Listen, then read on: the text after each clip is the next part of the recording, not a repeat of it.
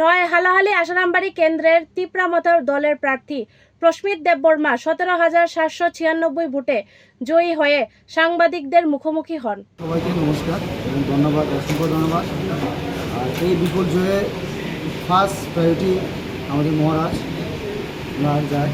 আর second হচ্ছে যারা নানহালি আশ্রমবাড়িতে আমাদের মহারাজে পছন্দ করে বা ভালো পেয়ে বা আমাদের থানচাকে ভালো পেয়ে যারা যারা ভোট করেছে তাদের জয়।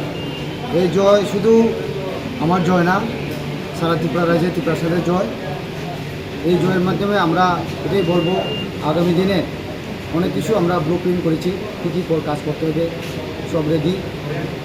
এটাই বলবো যে ইলেকশন আসে যায়, সে তো হবেই 5 বছর পর পর। এটাই বলবো যাতে ইলেকশন হলে হার জিত থাকবেই, যাতে ভাইলেন্স না হয়, এটাই আমার রিকোয়েস্ট থাকবে সবাই ত্রিপুরাবাসীর কাছে।